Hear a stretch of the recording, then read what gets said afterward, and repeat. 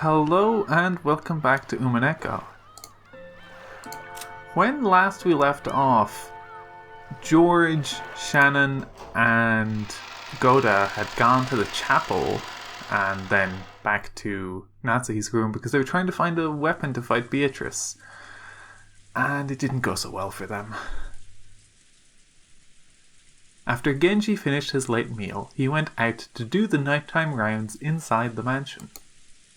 He'd eaten some reheated soup that Goda had made, along with some random leftovers from the refrigerator.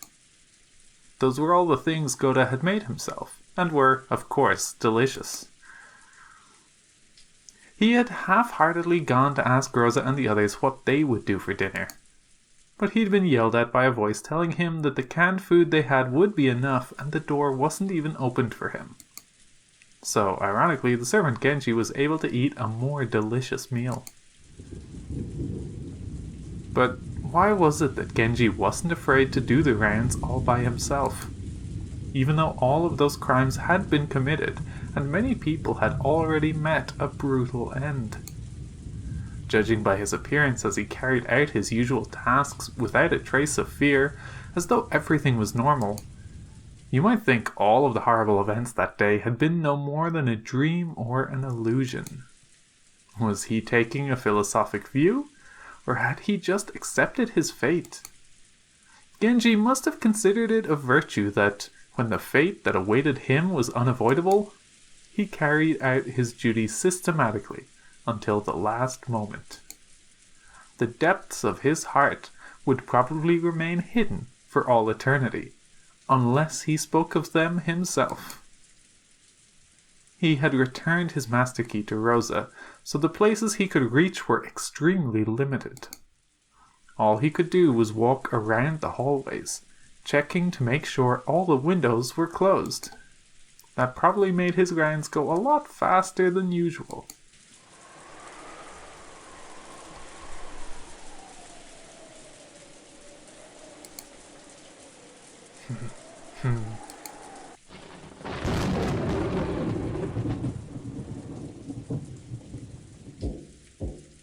At the sound of a reserved knock, Aunt Rosa, who had been falling into a doze, jumped and woke up, pointing the barrel of the gun at the door as she yelled. "Who is it?" I was napping on a sofa, and that voice also brought me back to reality. "Rosa-sama, it is I, Genji. Do you have some business? Don't worry about opening the door. Tell us from there." "Yes, ma'am. In that case, forgive me for speaking in this fashion. I have found Dr. Nanjo and Kumasawa's corpses." What did you say?" "I see. Very well, let's go and check them. Until I see the corpses, I won't believe anyone." "Oh, it's okay, Battler. If you stay with me, it'll definitely be okay." Maybe my face seemed to be darkened with anxiety. Maria grasped my hand with her small hand and spoke softly, trying to give me courage. Since it was Aunt Rosa's job to ready the gun and stand guard, it fell to me to remove the barricade of sofas. When I finished, I took a backwards glance at Aunt Rosa, who was pointing the barrel of the gun over my shoulder, and opened the door. "Genji-san, where are their corpses?" "In the courtyard. I shall guide you." "Battler-kun, wait. Just in case, let's check the doors and windows of this room. Wait a second." Aunt Rosa called me to a halt to prevent me from going on ahead and began to carefully check the locks on each of the windows. But those locks had already been checked once. It felt kind of unpleasant, as though she suspected that I might have secretly unlocked them when she wasn't looking. No, maybe Aunt Rosa was right to be this cautious.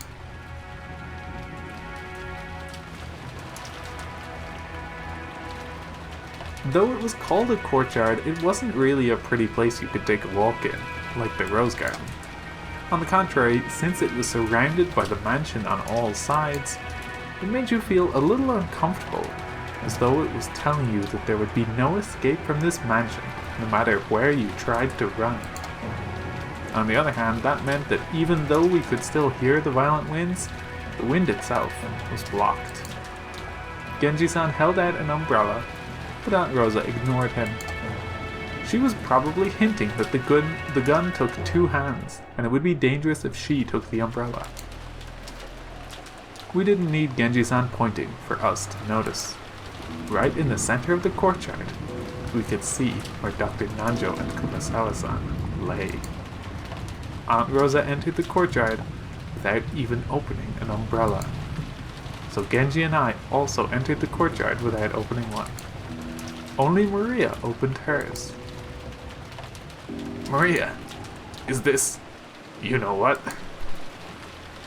Ew. It's the 7th and 8th Twilights. I see. Certainly, just as Genji-san and the others said, there are horrible wounds on their necks. The cuts are quite sharp. Almost as though they were sliced with a katana or something. Those gaping wounds on their necks definitely made me want to avert my eyes. But after seeing that Halloween party in the chapel, even though they looked horrible, they were no longer enough to make me feel sick. More importantly, our gazes fell to their legs, to Dr. Nanjo's knee, to Kumasawa-san's ankle. Driven into each of them was something like a knife or a stake with a demonic design. They must have been the same as the thing that had pierced Jessica's back. What is this? It's just like what happened to Jessica-chan. Is this supposed to be some kind of occult ceremony, I wonder? I do not know. The last time I saw their bodies, there was nothing like these.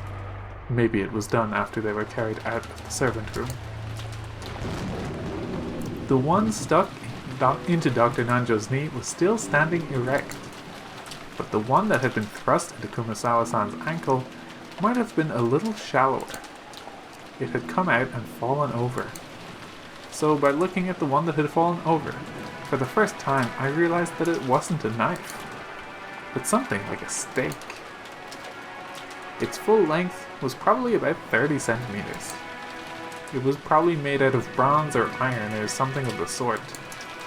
Even without touching it, I could tell it had some weight to it. It was composed of a grip and a cone-shaped part, and it was obviously made to be a piercing weapon. Maybe it was like a miniature version of those lances Western knights used on horseback. The spiral-shaped ditches in it made it also look like a small drill. However, the grip had an occult design modeled off a demon or something. So instead of a weapon used in war, it felt like something that would be used in a ceremony to offer up living sacrifices. There's no mistake. They're meant to be sacrifices.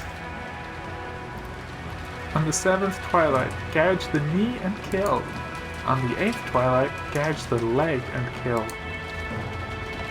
Wait a sec. That means they've left out the 4th, 5th, and 6th Twilights. Could it be? Of course. Why is Genji-san alone? If something like this has happened, why aren't George, Aniki, Goda-san, and Shannon-chan here? Why was Genji-san alone? What's going on? Where did George-kun and the other two go? They said they wanted to search for something in Madame Natsuhi's room, and they left. They have not returned yet. What did you say? You say they left, but when was that? 2 or 3 hours ago, I believe. No way! Why didn't you tell us something like that? Wait, no! Why didn't you think that was suspicious?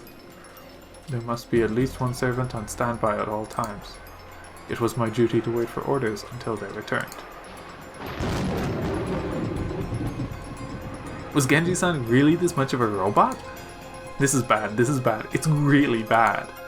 Dr. Nanjo and Kumasawa-san were killed like this, which means that 3 people have already been killed. We ran towards Aunt Natsuhi's room, with a touch of anxiety and just as much resignation.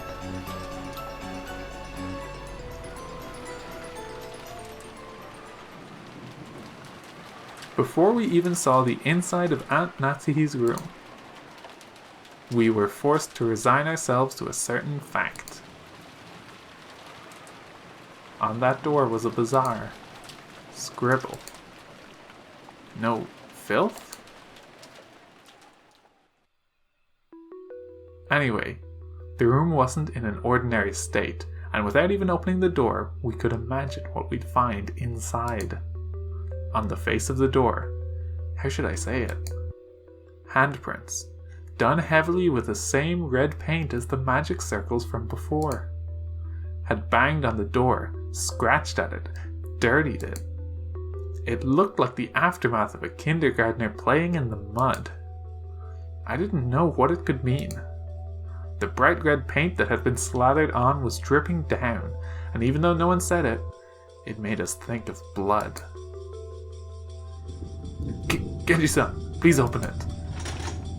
Aunt Rosa held her gun up high and ordered Genji-san to open the door. Genji-san approached it without seeming particularly troubled by the stuff on it and turned the knob, but immediately turned around, shaking his head. It was locked. At that moment, there was only one person in the mansion who could lock and unlock doors at will: Aunt Rosa. This time, Genji-san asked Aunt Rosa to unlock the door, instead of the other way around. After frowning slightly for a second, Aunt Rosa handed me a master key and told me to open the door. Battler-kun, would you open it for me with this? Just trusting Genji-san with something like that wouldn't. Aunt Rosa glared at me intensely. Getting into a fight here would only make the mood turn even more sour. Without talking back anymore, I approached that creepy door and tried the knob. It didn't open. It was definitely the resistance of the lock. I stuck the master key into the keyhole. Clunk. There was a slight resistance. Aunt Rosa told me to be on my guard, and I opened the door without really guarding myself in any way.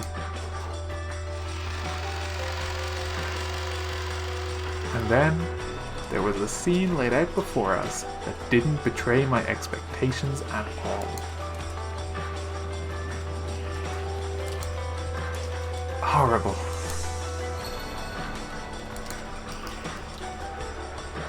Oh, I just heard the sound of profiles updating, and we didn't even look at some of these profiles that updated earlier, so let's start with those. Kumasawa. Servant Kumasawa. Her corpse, which had gone missing, was later found in the courtyard. At that time, it had a weapon shaped like a stake rammed into its ankle. With this, even the eighth Twilight is finished. Najo is the same, except with this, the 7th Twilight is finished. Servant Shannon. Died in Natsuhi's room with her forehead pierced by a weapon shaped like a stake. At the 4th Twilight, gouged the head and kill. She spent her last moments with her beloved. Goda. Died in Natsuhi's room with his chest pierced by a weapon shaped like a stake. At the 5th Twilight, gouged the chest and kill. The cook was cooked. And George. Ushiromiya George died in Natsuhi's room with his stomach pierced by a weapon shaped like a stake. At the 6th Twilight, gouged the stomach and kill. Oops. Don't. It was possible that they would have ended up as the 2nd Twilight. As I thought, it's a reproduction of the 4th, 5th, and 6th Twilights. Ew. The inside of the room looked as though a robber had just broken in. Drawers had been flung open, pulled out, and had their contents thrown about all over the place. Leaving the room so cluttered, you'd never believe it belonged to the methodical Aunt Natsuhi. But the very first thing that caught our eyes was Goda-san's corpse lying face down right in front of the door. Right in the center of his chest, almost as though it had been stuck there to finish off a vampire, was one of those demon stakes from before. Exactly how far could it have reached after being stuck that deeply into his chest? Just imagining it would make anyone's chest hurt. Wasn't gauging the chest the fifth Twilight? Ugh. Moria grabbed my hand. Her expression looked just like normal. But maybe she really was afraid of the aura in this room where 3 corpses lay. And along the wall farthest into the room, George Aniki lay dead. This time, one of those stakes had been rammed right into the center of his stomach. Wasn't gauging the stomach the 6th Twilight? Shannon-chan's corpse was lying face down in front of the dresser, lying in a sea of blood. Had she seen her own face at the end, in that horribly broken mirror, stained with blood? Because she was lying that way, I couldn't see her face, but I could guess even without seeing it. Nearby, in the sea of blood she lay in, a demon stake had fallen. Only the 4th Twilight was left. Gouge the head, and kill. Maybe my heart was totally worn out and dead. Even though I knew it was wrong, I lifted her head and checked. And I confirmed that my guess had been right on the mark. There was a gaping hole in Shannon-chan's head, and the insides were dripping out. Not only that, but you could even see inside her. After seeing that, I finally realized I was doing something wrong. I immediately averted my eyes, but by now it was probably pointless. Hey, Battler-kun! You mustn't touch anything until the police come. What do you think you're doing, touching it? What will you do if our precious evidence on the scene gets disturbed? Aunt Rosa got violently mad at me and even tugged at the back of my collar. I tottered limply and fell on my butt, gazing dimly up at the ceiling. Maria. Huh? With this, even the 8th Twilight is over. What was the 9th Twilight again? On the 9th Twilight, the witch shall revive, and none shall be left alive. I see. After this, the Golden Witch Beatrice will be revived. What then? On the final 10th Twilight? On the 10th Twilight, at Journey's End, you shall attain to the power of the Golden Land's treasures, once and for the last time. Very soon, the door to the Golden Land will be opened. Very soon. The witch shall be revived and none shall be left alive, huh? We're gonna die now? Or does this mean the ceremony of sacrifices is over? And that now at Journey's End we'll reach the Golden Land? What is our journey? We spent a whole day trying to find the culprit, spinning our heads as we tried to break out of this situation. And we haven't gotten anywhere. It's like they say, thinking stupid is no better than sleeping. That's right, we spent the whole day burning ourselves up with hatred and paranoia. We were so sure we could only trust the dead. That we came all the way here just to confirm these 3 deaths with our own eyes. If we're like this, why should we be able to make it to the Golden Land? That's right. If we couldn't resolve any of our problems anyway, it would have been so much better if we locked ourselves up the whole time without thinking at all. Grandfather's the wisest of us. He's been shut up in his room since yesterday, without any contact with anyone. That was the right decision. Grandfather was the most correct of us all. It's okay, Battler. If you're with me, you'll be okay. The witch is very fickle, and she's a terrifying being who might kill humans partly for fun sometimes.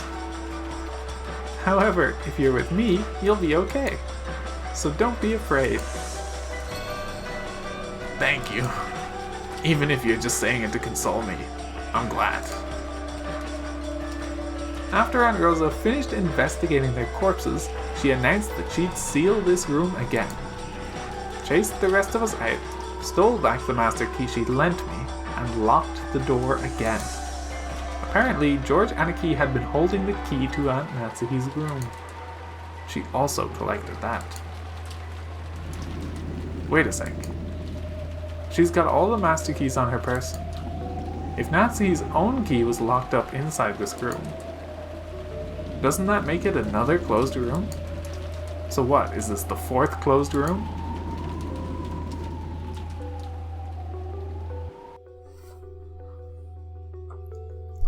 Now that the suspicion surrounding those three had been cleared, we returned to the parlor room once more. I don't have a clue what's going on anymore. If only the dead are innocent, and everyone alive is a wolf, that leaves only me, Aunt Rosa, Maria, and Genji-san. And besides us, there's only Grandfather and that 19th person, the guest we've seen no trace of, Beatrice. 13 people have died, and 6 are left. How would a wolves and sheep puzzle with only 6 people end? Even though a puzzle that started with 19 people has been reduced to 6, I can't think of an answer.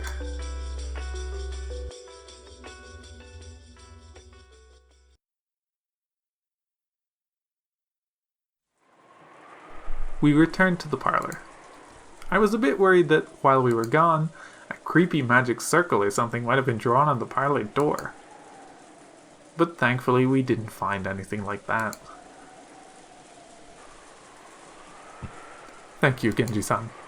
This is far enough. Please rest for the day. Certainly. Then please excuse me. Hey, Aunt Rosa! Are you saying you'll leave Genji-san all alone in a situation like this? That's right. I do think it's quite dangerous. But in that case, why is he safe?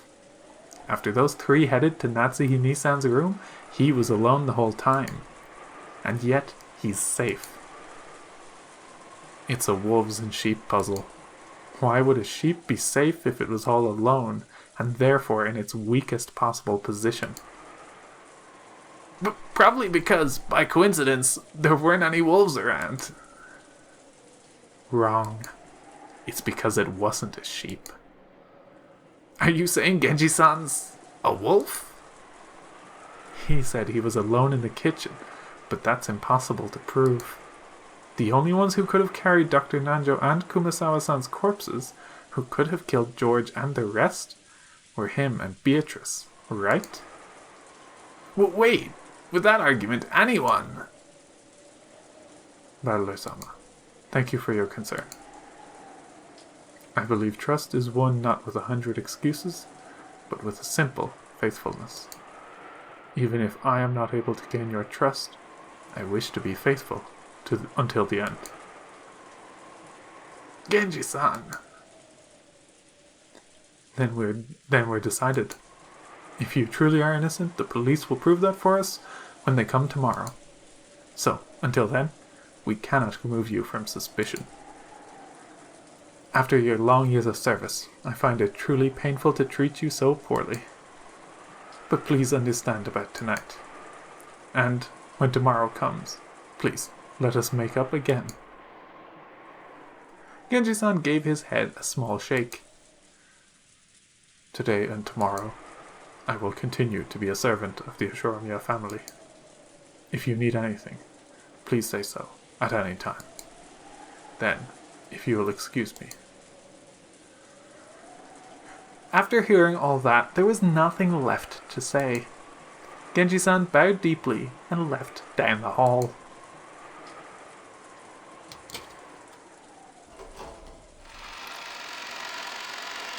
Then we entered the room. Even though Aunt Rosa still held all of the master keys herself, she thoroughly checked the inside of the parlor again. She opened the curtains and checked again to make sure the windows were locked. As I watched, how should I say it, I felt like it didn't really matter anymore. If I said anything careless, it would turn into another fight. For a while, I gazed at her from the corridor. Figured I'd waited just about long enough, and entered the parlor behind her.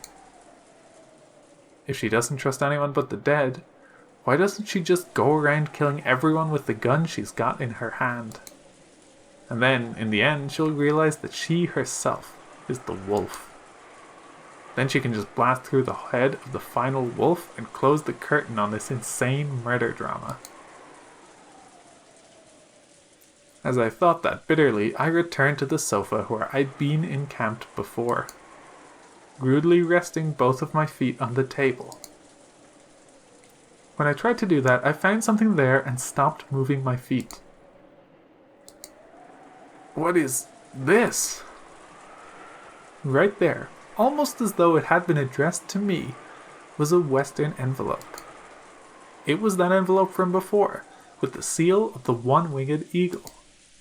And it was unopened. Wait. What is this? Who put it in a place like this and when? Until I went with everyone to check the corpses, I was sitting here the whole time. And there wasn't anything there then. And when I returned, it was here. It's okay. Everything's still locked up securely. This room is safe. I heard Rosa muttering that. Wait.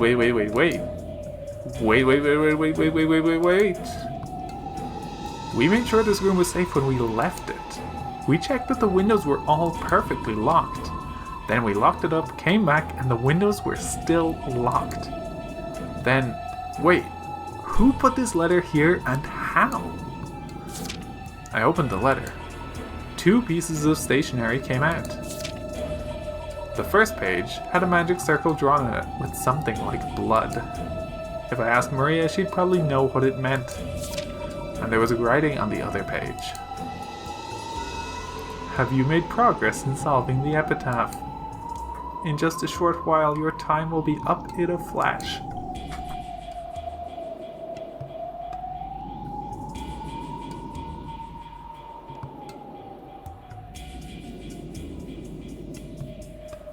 The 9th Twilight will begin quite soon. There was no mistake. It was a letter from Beatrice. Who? Battler. What is that? When we came here just now, it was sitting right here. What happened, Maria? Huh? Battler-kun, that letter? Wait, it was sitting right here. Why? Even though we checked to make sure this room was locked. Why? Maria, come here. Aunt Rosa closed her eyes just a little, and after thinking silently for a moment, told Maria to come. Maria obeyed her mother's words. As she did, something unbelievable happened. Aunt Rosa pointed the barrel of that gun at me. Battler-kun, I've concluded that you are a wolf. Why? When I came into the room just now, I saw that there was nothing at all on the table. And I know that Maria did not approach that table. We're talking about a short stretch of time. But the only one who claims to have approached the table and found the letter is you. How can you? Wait, that's all screwed up. Why would I put something like this here? Wait, I just found something suspicious and reported it, right? Why are you suspecting me? Because only you could have set that letter there. That's right, this is all a charade. You pulled an envelope from your pocket and then acted as though you just found it. To create the illusion that the witch entered a closed room, set down a letter and left. Dumbass! Are you thinking like that again? Are you gonna suspect me? Because of something like that? Cut it out! My dad and everyone else were killed. Why would I take part in the culprit's scheme? True. Even if you were offered a large sum of money, I don't want to believe in the existence of the sort of demon who could sell out their own parents. And then again, maybe such a demon does exist. No, that's a bad way to say it. What if you didn't view Rudolph Nissan and Kiryu-san as your parents? What? Think about what you're saying. Dad is dad, right? Of course, I'm not related to Kiryu-san by blood, but she's like a big sister to me. No way in hell I'll let a comment like that slide, you bastard. Ooh, ooh, ooh. Stop it. Ooh, ooh, ooh. Stop saying ooh, ooh. I'm sorry, that was a bad way to put it. True, Ushiromiya Battler-kun may be Rudolph Nissan's child. But are you really that Battler-kun? What the hell are you talking about? If I'm not Battler, who else do I look like? All of us, including Rudolph Nissan, are seeing you for the first time in 6 years. No one can prove that you really are Ushiromiya Battler, right? Maybe you aren't Battler, but someone who snuck in, making a skillful bid to steal the wealth of the Ushiromiya family. Can you clearly prove that you're Ushiromiya Battler? Right here, right now? Cut it out, damn it! I'm me, Ushiromiya Battler. If we're gonna suspect that even things like that, are you really Ushiromiya Rosa? I'm myself, no one else. Yeah, that's right, it's just as you say, you can't trust anyone but corpses and yourself. If you're gonna go that far, let me make an objection. George Aniki and the others were found dead, and Aunt Natsu's room was locked. George Aniki had the key to that room, right?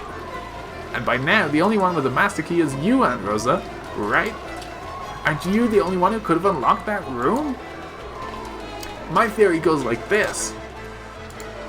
You're in contact with the real culprit. And while I wasn't looking, you lent them one of the 5 master keys. I didn't do something like that. See, there are 5 of them here, right? As if that matters. You could have had them set it in a prearranged spot and collected it, right? And weren't you the one who doubted whether there really were 5 master keys? So how do you suggest that someone other than yourself placed the letter here? Until you find proof that someone else did it, you're a wolf. Shut up! Then why don't you show me some proof? How do you claim the culprit killed George Aniki and the rest in that closed room? How did they lock it? That's exactly right. Natsu's room was exactly the same, just like usual. The door and windows were locked from the inside. There were no frauds or tricks, no means of secret passages, nor places in which to hide. Natsu's own key was in George's pocket, and the inside of the room was sealed off. Only the 5 master keys were left, and Rosa was holding all of them. And let me say this, the parlor is the same. The key to the parlor itself is sealed away in the servant room, so unlocking it without a master key is impossible.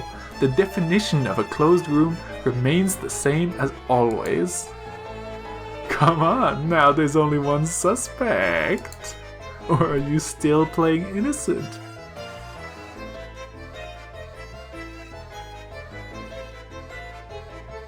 Ushiromiya Battler?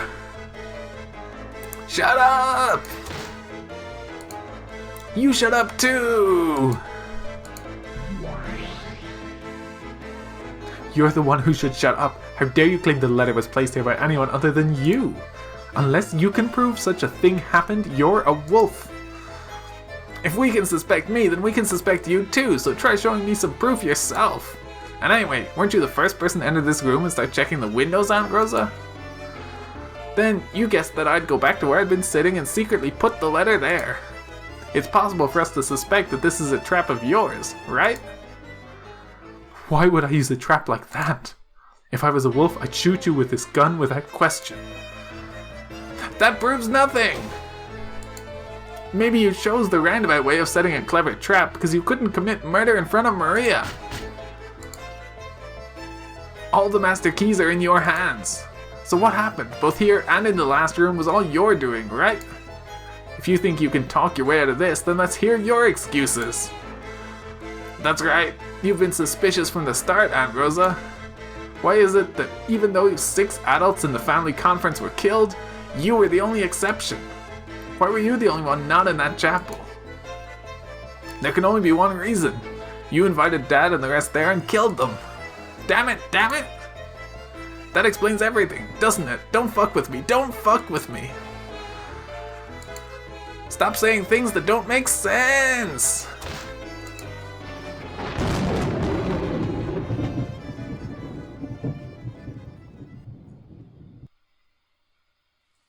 Ooh, stop it! You mustn't fight! Mama too, Battler too, stop it, stop it! It's no one's fault. It's not Battler's or Mama's fault. The witch did all of this. It was done with magic. It's no one's fault. Ew, ew.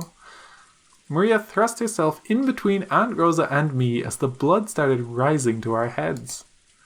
I was taken aback by Maria's crying voice and returned to my senses. I had acted shamefully just now. My eyes filled with tears. That's right. It's all the witch's fault, isn't it? All this about keys and tricks and alibis. All of it was stupid. Even though it's the work of the witch, we weren't even able to trust each other as humans.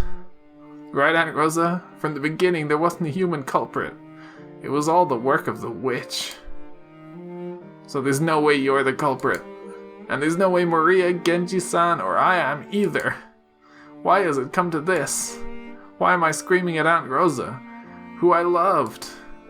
Why am I having this fight with the kind aunt I loved so much? Why? Why does everyone have to suspect each other?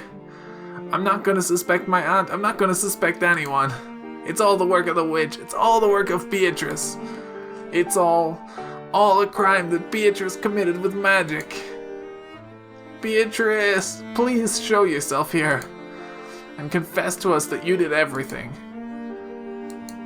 I'm sorry already. I'm sorry we've been suspecting each other like this. So forgive us. Release us. Release us from this hell of suspecting each other until we see each other die. Give me my kind relatives and cousins back. I hate it, I hate it, I hate it all. You definitely exist, it's your victory. Show yourself. Oh, Beatrice! Beatrice!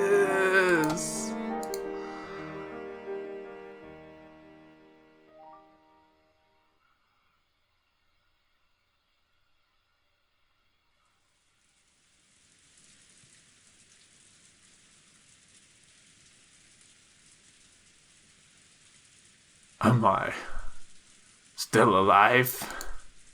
Apparently, some time ago, Kinzo had fallen into a doze.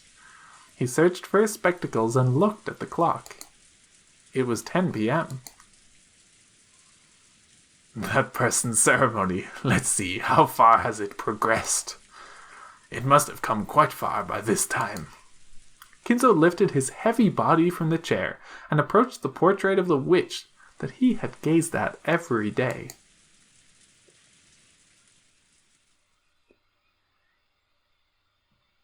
Beatrice, very soon I will have a chance to be reunited with your smile.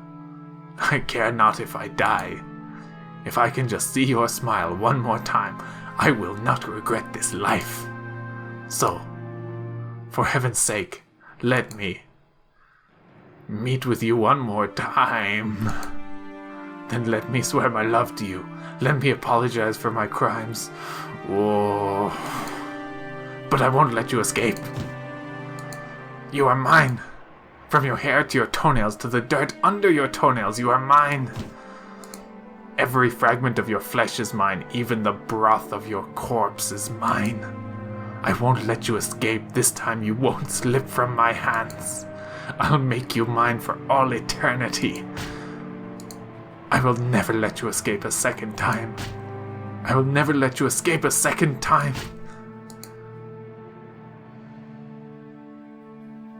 Kinzo howled in rage and then suddenly fell to his knees as he shook and scraped at the wall. In an instant, he had started sobbing.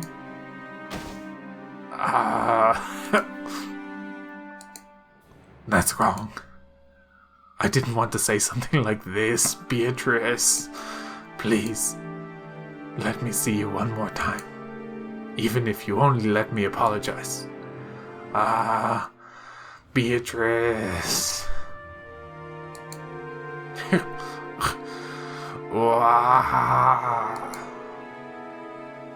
You are beloved, yearned for. I was mistaken. If you would just smile, I wouldn't need anything else. I made a mistake. I made a mistake back then. I did something that cannot be taken back. In atonement, I offer all that remains of my life. In order to apologize to you, in order to atone for my crimes. I offered everything. Please, even if it must happen as I die, at least let me apologize. Just once, Beatrice.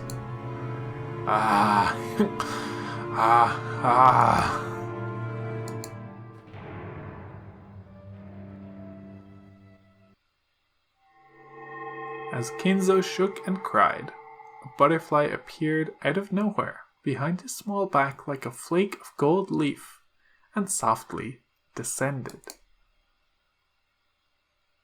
You fool, Kinzo. Did you think any woman out there would fall for a man's tears? Well, even if it wouldn't make a human woman fall for you, it might do the trick for a woman who is not human. Kinzo, do you remember that game of chess you played with me, which is still ongoing? Kinzo, as though he had suddenly remembered something, approached the chess set. It was as it had been during the game he'd played with Nanjo until yesterday. After knocking all the pieces off the chessboard, he began to line them up again, one by one.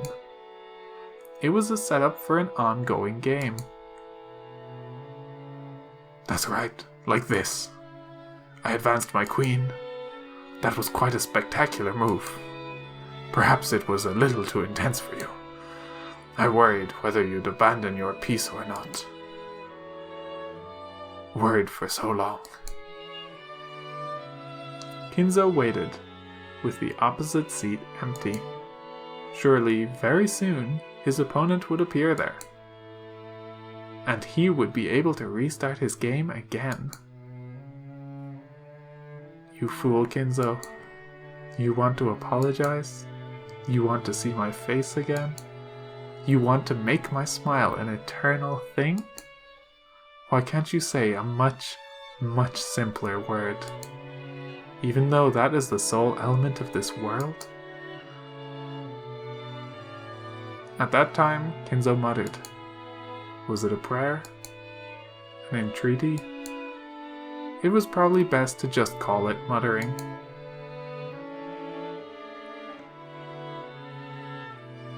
I love you, Beatrice. They were pure words, like something an innocent child would say, without any evil intent. You really are a fool, Kinzo. If you ever have the chance to do your life over again, know that those words will never cause a woman to fall for you. That's right. Not unless a miracle happens. That's what makes this. At that moment, Kinzo definitely heard a small knock, one with a tempo that differed from those of the servants. Who is it? The woman behind the door didn't answer. I'm asking who you are. Will you not answer? The woman beyond the door didn't answer. Could it be? Oh, could it be? Beatrice? Beatrice! Beatrice! The woman beyond the door answered, "On the 9th twilight, the witch shall revive, and none shall be left alive."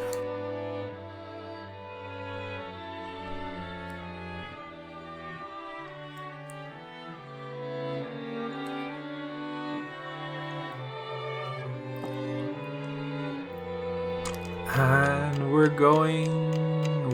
okay. Oh, no. So we're going 11:30. I misread the time for a moment. I thought we were blowing past 12. Still second night.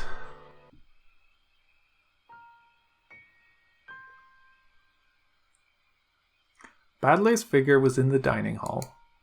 He didn't feel like going back to the guest house in the middle of all this rain, and wandered half-heartedly around the mansion in search for any place where he could sit, before setting up camp in the dining hall. He didn't even lock the door. He thought the shapeless murderer, or maybe the Golden Witch, might come to kill him now that he was isolated. But he no longer had any desire to resist. He didn't even feel like using a locked door to hold off the culprit. He wanted that person to come at him openly, from the front.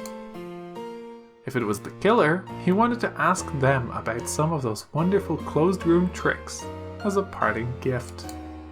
If it was the witch, he hoped she'd at least take his life with some spectacular magic. However, ironically, neither of these two came to meet him. Badler opened the liquor cabinet on his own and enjoyed the liquor to his heart's content. No longer was there anyone to scold him for drinking alcohol.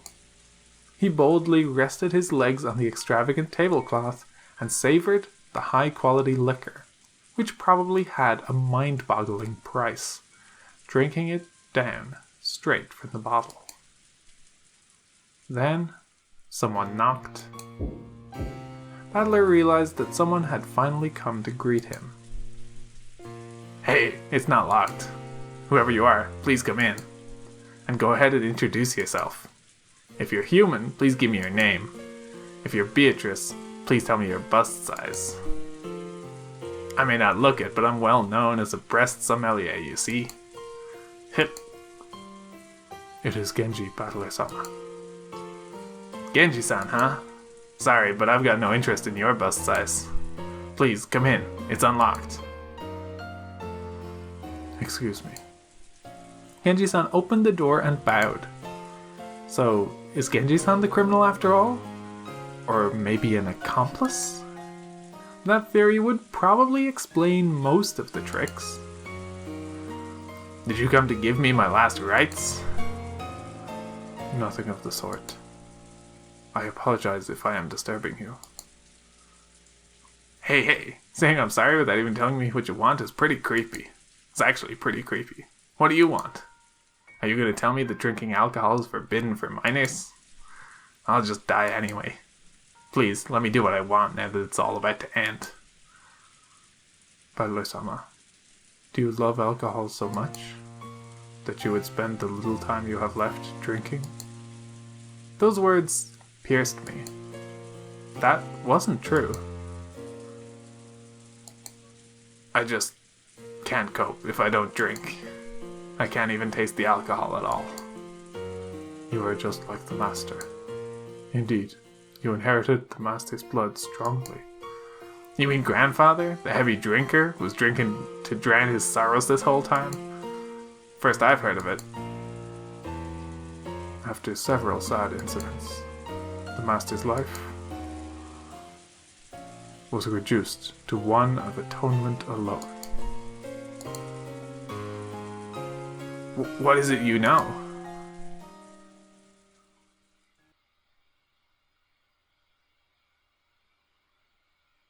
Beatrice's ceremony was completed when the 8th twilight ended. I believe I can't tell you everything now. What did you say? My drunkenness was completely blown away.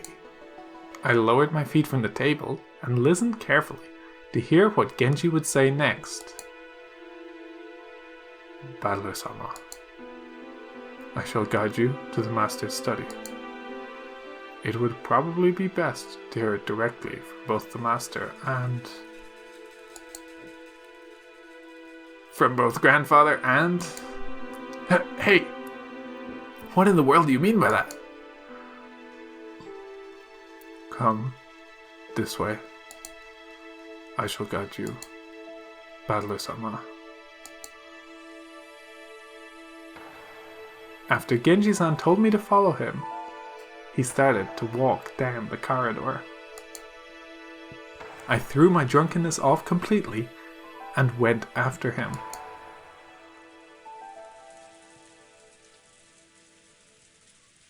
We climbed a big staircase towards the 3rd floor. Genji-san stopped walking halfway. He then turned back and spoke. Battler-sama, from here on, you will probably see things you will not be able to understand. Don't think that'll scare me. I've already seen enough incomprehensible things today to make me sick. Please, accept what you see as you see it, and accept what you hear as you hear it. Why? What? There is no need for questions like that. You will learn the truth, and that is all. I will leave it completely up to you, Battler-sama, whether to accept it, believe it, or deny it.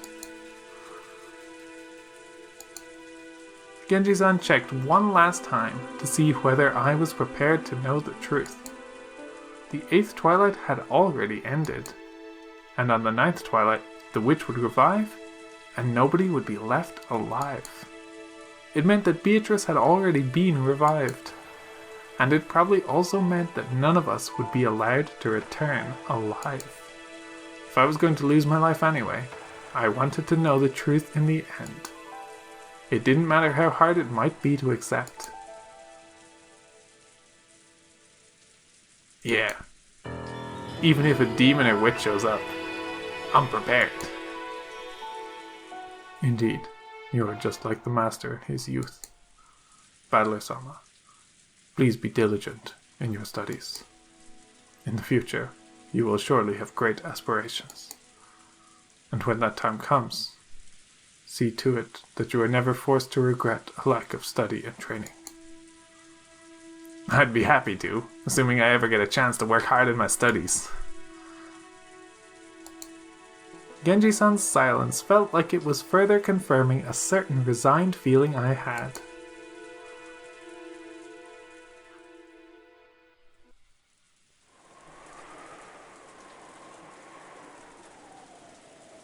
And then, the door to grandfather's study, surrounded by a sweet smell, came into sight. Genji-san took a gold key with an elegant design out from his pocket. The master keys had been confiscated by Aunt Rosa, but he'd kept the key to this study alone on his person. He put it in the keyhole, and it made a heavy clunking sound. Master, it is I, Genji. I have brought Battler-sama with me. There was no reply, but it seemed that permission to go inside had been given. Come, Battler-sama. Please, go in. Okay, I'll go in. I readied myself and threw the door open.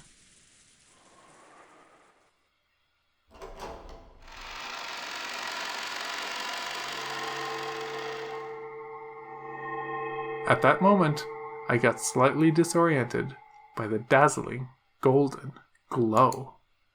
It was, unbelievably, a swarm of butterflies that shone gold. The gold butterflies that completely filled the inside of the study poured out all at once. What? What is this? It was almost like golden leaf confetti. The interior of Grandfather's study was filled with a golden glow. And on a sofa like a reception chair in front of the study desk, I could see Grandfather's back. There was someone on the side opposite from Grandfather. It was in shadow, so I couldn't see it well. Master, I've brought Battler-sama. Battler, is it? I'm busy thinking now. Be silent for a while. Kinzo declared that unhappily, his back still turned. It seemed he was enjoying a chess game with a visitor. Apparently, the opponent had counterattacked with a superb move. Kinzo seemed to be enjoying himself as he thought deeply, while occasionally laughing and groaning. I have thought for 30 years. I have thought for 30 years about how to counter this move. Have fun with the move I have fermented for 30 years. Indeed, this is a deeply matured move. What fun, what fun. I see I am no match for you. What is this? So you came, Battler. I've been waiting for a while. Be silent for Kinzo's sake. Isn't it too early to resign, Kinzo? I could have countered that move in several ways already.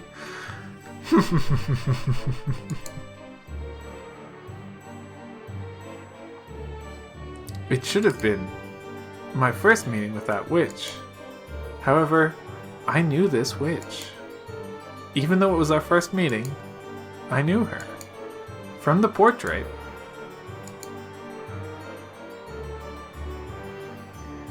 Genji, serve some alcohol for Battler. What would be an appropriate liquor for this man? That which the master has loved since the days of his youth. Good, serve it. You did well coming here, Ushiromiya Battler. First, sit down. You called my name many times, did you not? In deference to that, I allowed you to meet me. So, what will you ask me? What will you inquire? The door of the Golden Land will soon be opened. Soon we will have a banquet to celebrate my revival, at which I will be welcoming in the witches. In the meantime, I'll answer your questions, as many as you like. I've got a bunch of things I want to ask. What happened on this island? And why did incidents like these occur? I want to ask about the closed rooms, too. What about the chapel? What about Jessica's room? And the servant room? And Aunt Nancy's room? And the parlor? There's so much more I want to ask. About the witch's true nature. Is Beatrice really a witch? What's your goal? What do you want to make us do, and why did you call me here? Answer me about everything. Be quiet. You think you'll get answers if you ask? Don't say that, Kinzo. A fragile and fleeting spiderweb did offer protection from King Herod once. Just like there are no useless things in this world, there are also no useless questions. Very well, I'll answer all your questions. But only on one condition. What is it? If you hear everything and are able to accept my existence, then you will kneel and kiss my shoes. I called you here because I wanted to make you surrender to me. Kinzo and I made a bet. We bet on which would come first. Kinzo thinking of a new move, or me making you surrender. I don't think I'll lose. Damn you, talking so tough. Yeah, Alright, try and convince me. Try and convince me that you're a witch who can use weird, awesome, powerful magic. If I surrender, I'll kiss you or do anything else. The witch cackled gloatingly. Then she glared at him unpleasantly with eyes that said, "A man can't go back on his word." Well said. So, from what question shall I begin? I'll answer everything. Come, what will the first one be?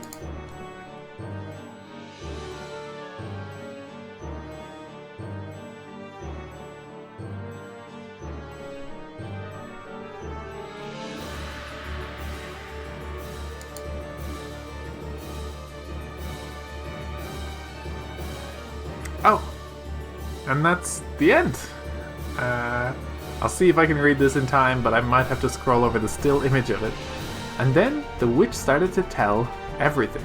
She began answering all of Battler's questions. Everything made sense. He was convinced by all of it. And then Battler had no choice but to admit it. The witch certainly did exist. What followed is a story that needs no retelling. When the king falls and you are defeated, it's time to start reflecting on your finished game. And then, all you can do is set up the pieces one more time.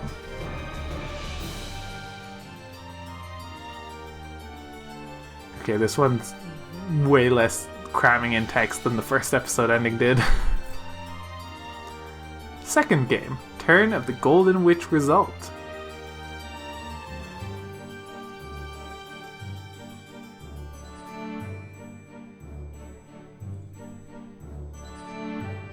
Ushiromiya Christ died on the first Twilight, chosen by the Key of the Golden Land and offered up as a sacrifice. And the same for Natsuhi, Eva, Hideyoshi, Rudolph, and Kyrie.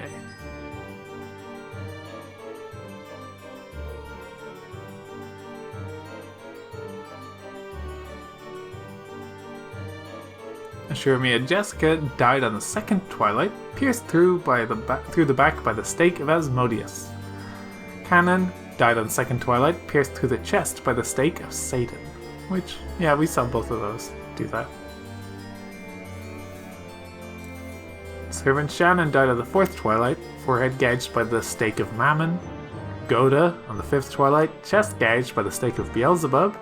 George on the sixth, stomach gouged by the stake of Lucifer. Nanjo on the seventh, knee gouged by the stake of Belphegor. And Kumasawa, eighth, leg gouged by the stake of Leviathan. The witch Beatrice revived on the ninth Twilight. She finally opens the door to the Golden Land. Ushiromiya Kinzo, missing on the 10th Twilight. After he acknowledged the existence of the witch and prostrated himself, the witch invited him to the Golden Land. Rosa was missing. The witch did not invite this woman, who denied the witch's existence, to the Golden Land. Maria and Genji, the same as Kinzo, they prostrated themselves. Battler, missing on the 10th. Will he acknowledge the witch's existence and be invited to the Golden Land? The witch shall praise the wise and bestow 4 treasures in the Golden Land. There they chose to revive the dead souls and the love that was lost. After all, if their desire had been a mountain of gold of any size, they would not have been able to receive it. Kinzo chose the person he had loved and lost. Maria chose the lost love of her mother. Genji chose a peaceful sleep. Sleep peacefully, Beatrice. Let nothing disturb your slumber. Ever again. The winner is the Golden Witch Beatrice, because time ran out before any of the 18 could solve the riddle of the gold. All 18 died. When the seagulls cried, none were left alive.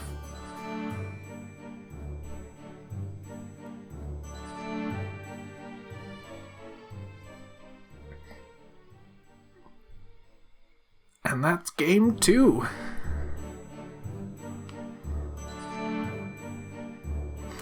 Of course, we've still got a tea party and a question mark segment to do. But that's the ending of the game proper.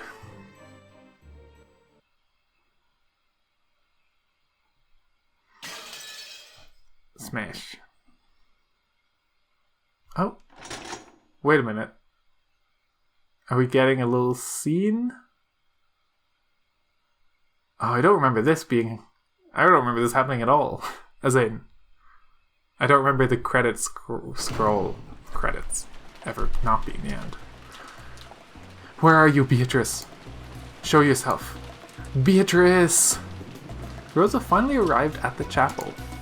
She pointed her gun around her, screaming the witch's name, but there was no way she would receive an answer. After grimacing slightly, she noisily approached the table where her siblings' corpses still lay exposed, and stretched out her arm towards a gold ingot. It was very heavy, but Rosa didn't mind. She wrapped that one up in a blanket and threw it over her shoulder.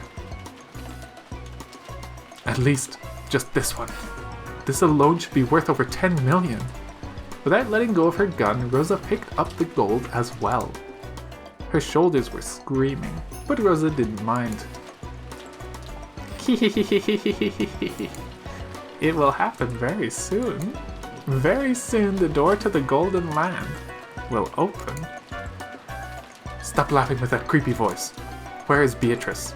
Yeah, I know, she's around here somewhere, right? You know where, right? Where is she? I don't know. Even if you don't search for her, you'll be able to see her in the Golden Land. Ouch. Stop laughing like that. Ah, it almost makes me want to laugh. That's right, that was definitely a witch. Definitely a witch. I didn't understand. I thought she was a human calling herself a witch, but I was wrong. That really was a witch. I won't be fooled by something like that. You're there, right? Come out, show yourself. Beatrice! I told you, she'll appear very soon. The door to the Golden Land will be opened.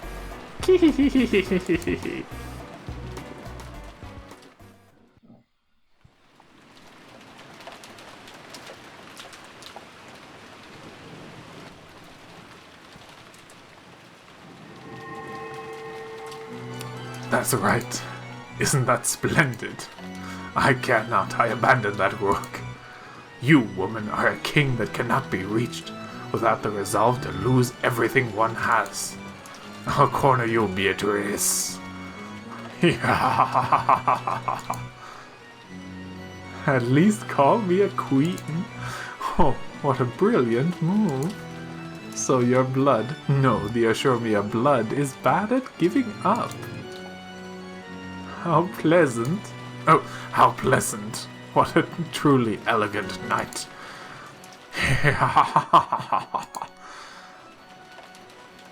Master, Beatrice-sama, it will soon be time for the banquet. Already? That was fast. Every night I pass with you goes by swiftly. The moon falls like an apple, and the sun leaps out of the river like a small fish. It is time, so let us go. Rise, battler. The banquet to celebrate my revival will now begin. I'll introduce you as my new furniture. No, as my toy. To the dignitaries among witches. The witch was relaxing elegantly, her feet thrown out from the sofa and resting on top of a footrest. However, the footrest wasn't a part of the sofa, but a human. A human down on all fours. Beatrice-sama, your silk dress. You are the guest of honor, but I am the host. I will go out first. It would have been nice if Shannon were here to help dress you, but unfortunately, it seems she no longer remains. She's never around when I want to use her. An entirely useless person. However, you did well to remain here. I'm happy, my friend. I am grateful for your words. Good. Wait downstairs, you two. Genji, good work. Set the dress down over there. Certainly. Well then, master. We will go first. Beatrice, I will see you later. Indeed. Kinzo and Genji left the study. After that, the witch in the dress and the furniture remained. Do you know why I am not embarrassed to show myself to you naked? It's because you're furniture. Furniture. Understand? Furniture, just furniture. Who would feel shame at exposing their body to furniture? So there's no reason for me to feel shame in front of you.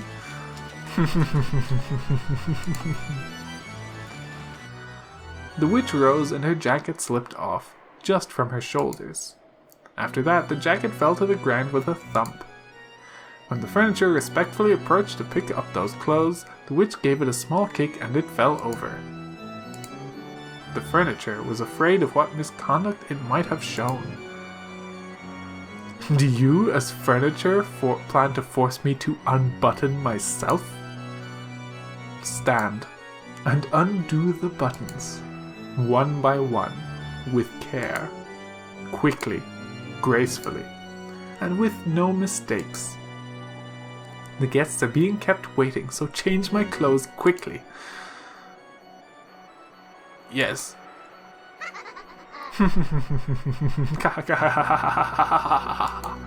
Undo them with care.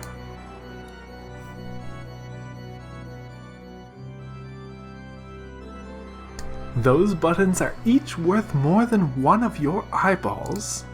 If you make a mistake and break them, I'll sew your eyeballs in instead.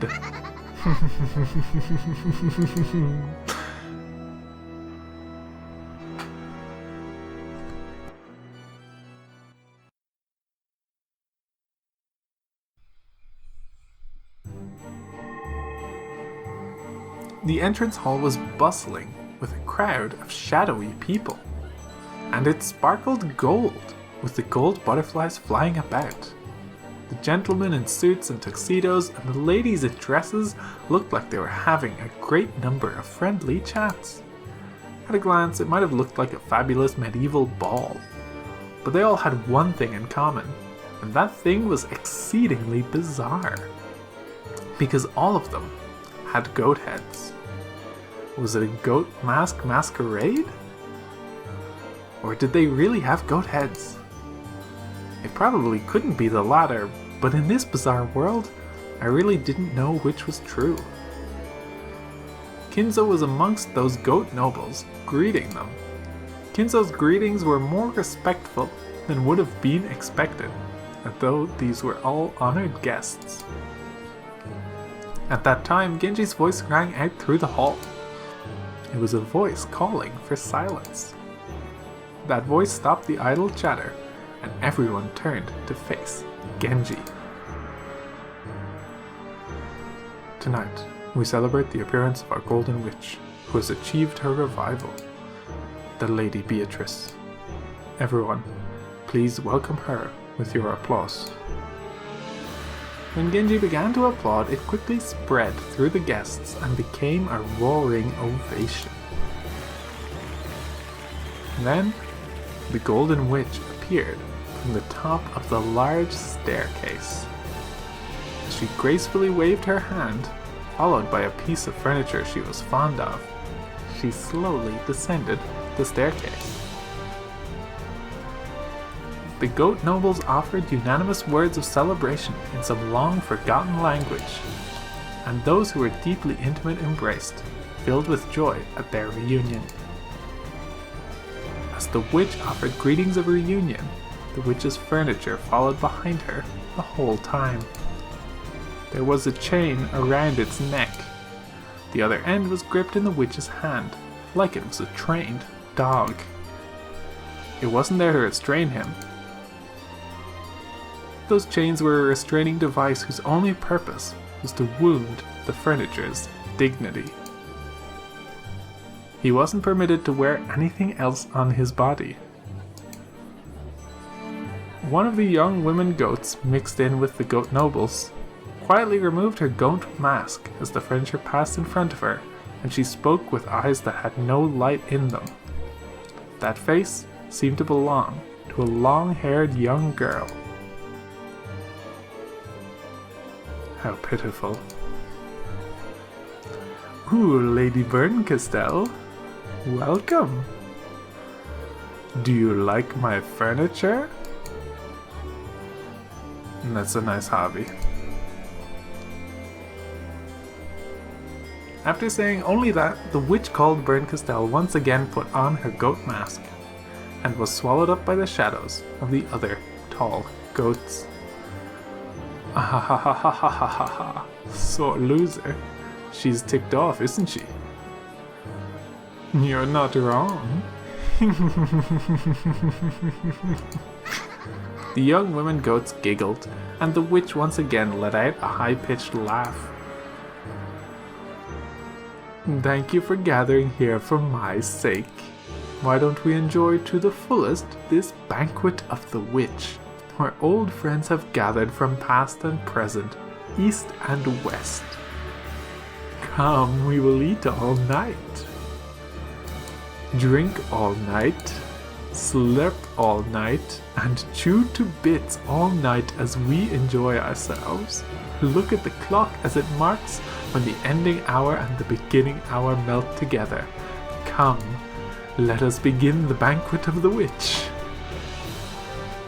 When the witch announced the beginning of the banquet, the large clock pointed to 2400 hours, and the sound of a bell began to ring out. Come, now is the time. Open the golden door.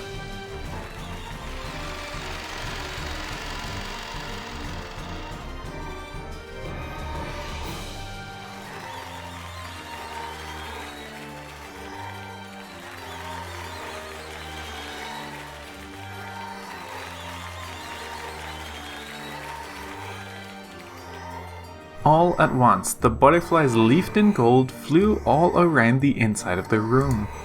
Amidst the golden storm and the brilliant gold-colored light, the barrier between this world and another was cut open. Surrounded by the goats' delighted voices, the mansion of the human world and the mansion of those not human overlapped.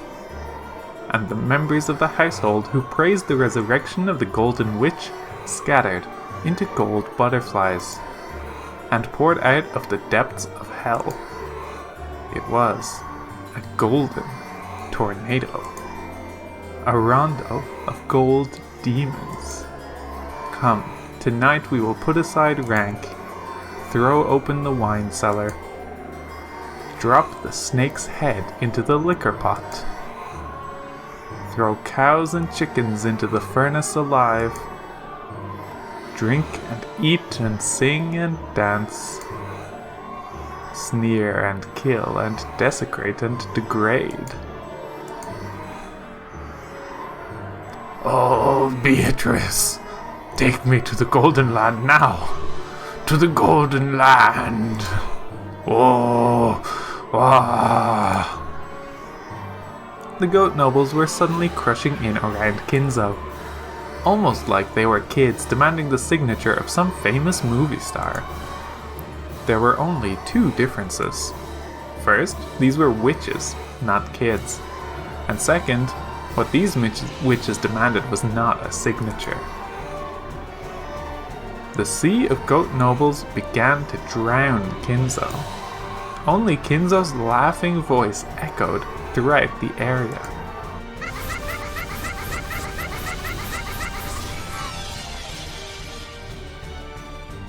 It was a grand mixture of laughter and his death throes, and Kinzo became wine and meat and bread. An aroma if slurped, a rich taste if gnawed, and pleasant to tear to bits. The sound of his death throes lingered on sweetly, and if adorned with melted chocolate and gold argent, it would make a wonderful dessert. If you took the bones home, you could also use them in a soup, and the remains could even become toys for the children to play with. And they could also become splendid tools for fortune-telling, that always brought misfortune. That entire scene was watched by the furniture. It was all fantastical. It was all demonic. Was the quaking of its supposedly paralyzed heart proof that it could still feel fear? At that time, its knees buckled, and the furniture's body fell down in the middle of the carpet. After all, the witch had kicked those knees from behind. Kneel and show your respect. Rub your forehead against the carpet and show how vulgar you are. Put your hands behind your back and swear that you will offer all your flesh and blood to me. The furniture let out a painful voice. Fear is the most basic emotion humans have. Was that emotion reviving his sense of self, which should already have been slain? So you are still far from suitable for my furniture? Very well. I will carefully finish you, making you into the kind of furniture I like, the kind fitting only for me. As you are now, I doubt you can offer more than entertainment for our guests. The goat nobles were surrounding the crouching furniture. It seemed their blazing, blood-red eyes couldn't hide their ecstasy at this new young food they'd been given. And from the ugly teeth that stuck out of countless mouths, saliva, or maybe the traces of meat and wine that they had just eaten, dribbled down. Eek!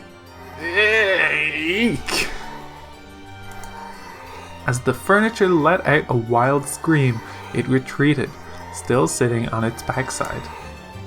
But the circle of goat nobles was closing in. Then, the furniture looked at the witch's face. It had surrendered to the witch, so believing that the witch would show some compassion, it stared at her face in the end. But there was nothing but scorn on the witch's face, and she wasn't even facing the furniture anymore.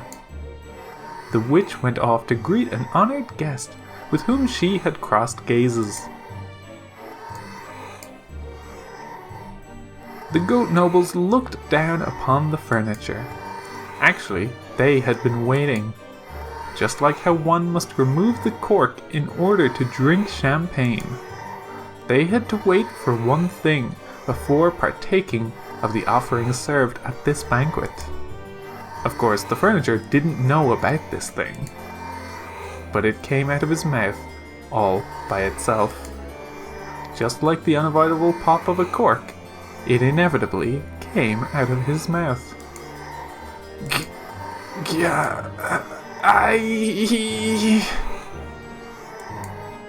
It was a scream.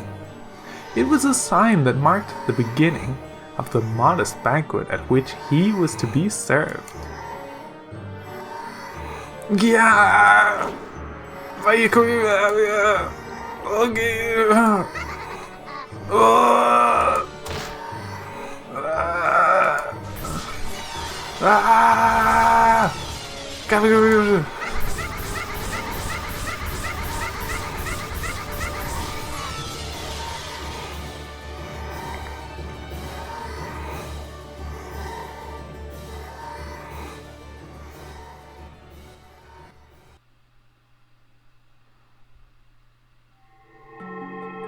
By now the garden was one of both roses and gold. A gold-colored garden, where gold butterflies, gold fairies, and gold lizards rampaged and flew about wildly. Maria, quickly! Run! Quickly, quickly, quickly, quickly, quickly! Rosa grasped her gun and the blanket wrapped around the ingot, and ran at a speed Maria couldn't match, sometimes pausing to call out to Maria to run faster. She saw it, so she saw it every time. she saw the golden pursuers chasing them from the mansion. The mass of gold butterflies was chasing after them like a massive, crawling hand. And strange-looking shadows with goat heads were chasing after them. There was no need for her to strain her eyes, because those blazing pupils told her what would happen if she was captured. Mama, wait! Mama, wait! Ooh, ew! Ow! Maria fell down. For just an instant, Rosa was ashamed by thoughts of abandoning her daughter and running away, and at the instant her feet touched ground, she ran back. The goat head that had sprinted over to get the first bite grabbed hold of the back of Rosa's own child's hair and pulled. Mama! Oh no!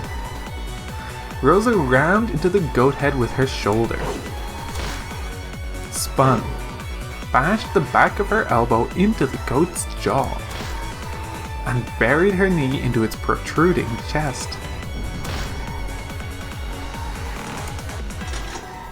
And she thrust the barrel of the gun inside the goat's head's mouth as it doubled over from the pain in its gut. Just try laying one finger on Maria in front of me. I'll show you just how lukewarm the hell you came from is. The blast from the Winchester's .45 caliber long cold bullet exploded inside the goat head's throat, and its medulla oblongata was instantly pulverized. The goat head hadn't understood. It had thought women were like pre-opened wine bottles. It had thought that turning them upside down would immediately make their deep red contents come out. Mama! Mama! Maria, who had been released, hugged Rosa. But the pursuers were still coming. They could see the giant goat heads, who had given up pretending to be human, running towards them from across the rose bushes. Rosa spilled several extra bullets which had been in the pocket of her coat all over the place, and told Maria to pick them up. Yes. Pick up, pick up. Maria, if Mama falls down, run. Go to the shore. And swim, and swim, and swim. There's nowhere for us to survive on this island. No! I'll stay with Mama. Ooh.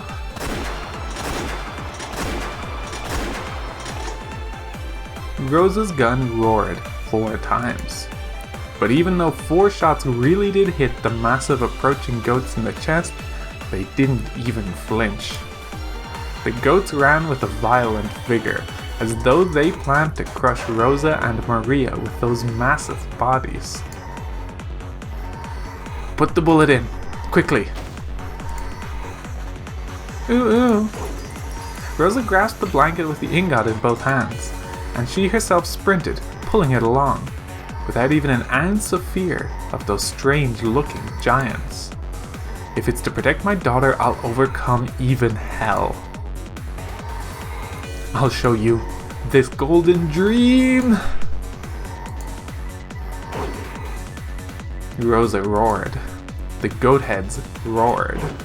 That terribly heavy ingot, after picking up a fearsome centrifugal force and speed, slammed into the head of the goat head. Rosa pulled a fountain pen from her pocket, but she held it crooked. She placed it in her palm, in the gap between her middle fingers and her ring fingers, so that it stuck out when she made a fist, almost like a stinger was growing out of it. That stinger sliced into the left eye of the goat head as it fell over. Was the goat head's roar a scream? But Rosa's roar was different. She pulled back her fist and slammed it into the fountain pen that was still sticking into the goat head's eye. The pointed tip was gouged into the depths of its head.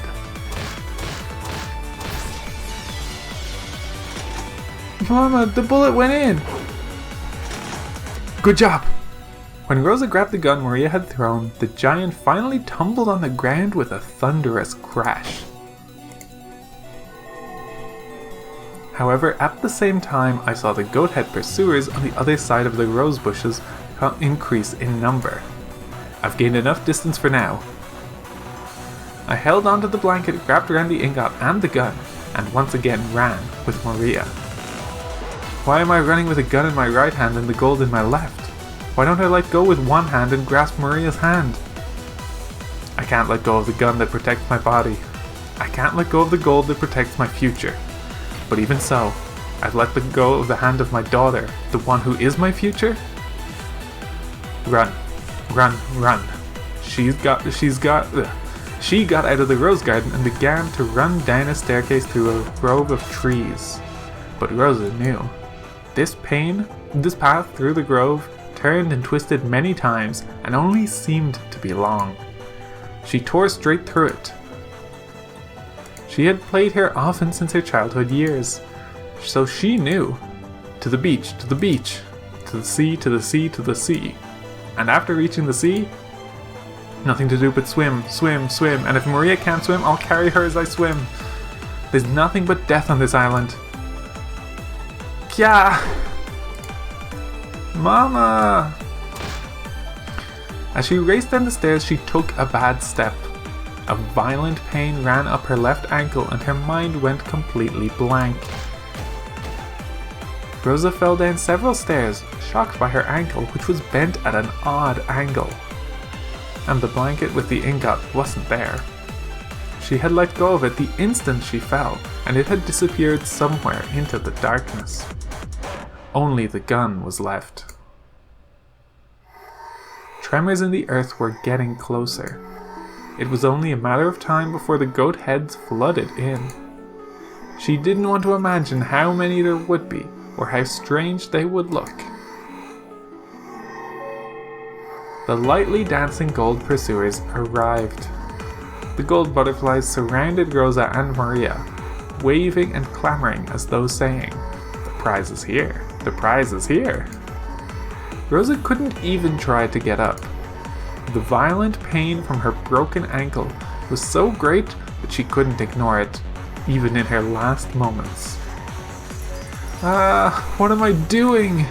I had the gold, which would have been worth several million yen.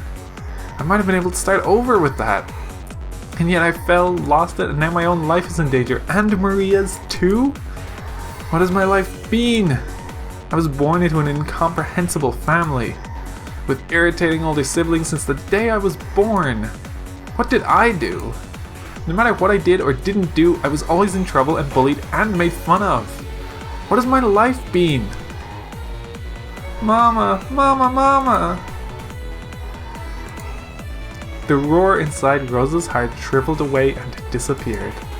It disappeared when she heard Maria's crying voice as she sobbed and clung to Rosa. Maria, Mama remembered something she's got to do.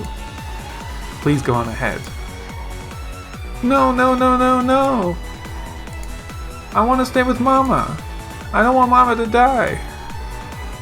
Maria, even though I'm such a bad mama, you still say you want to stay with me? Yeah, I want to stay with you. I want to stay with Mama.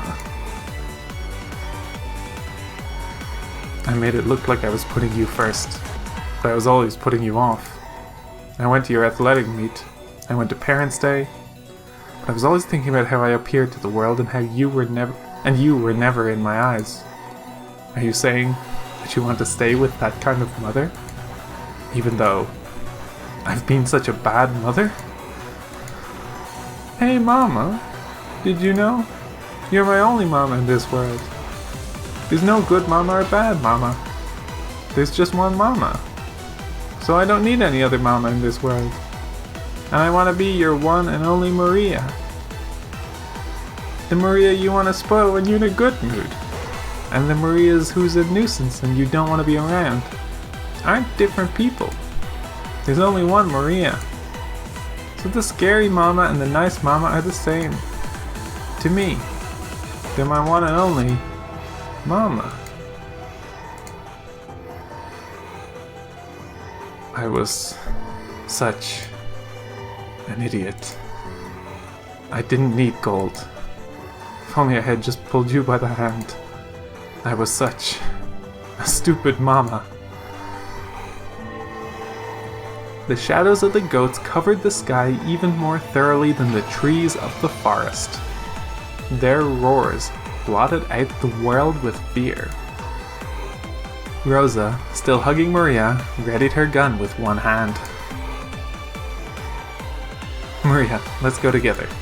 I'll never leave you. Let's always stay together so that Mama never gets lost again. Yeah, we'll be able to see each other soon. We'll be together forever.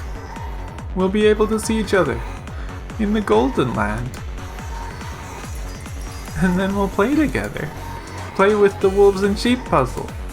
Mama hasn't solved more than one of the puzzles, but I've solved them all. So I'll be the riddle giver. She had bought it as a birthday present, and then hadn't played it with Maria after that first night. Yes, we'll play it together. I promise. Mama!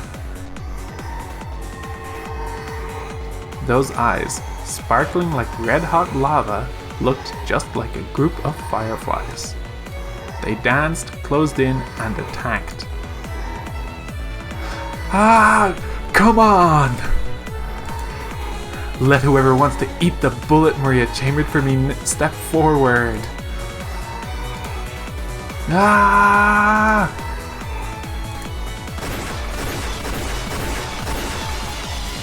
When the seagulls cried, there were no survivors.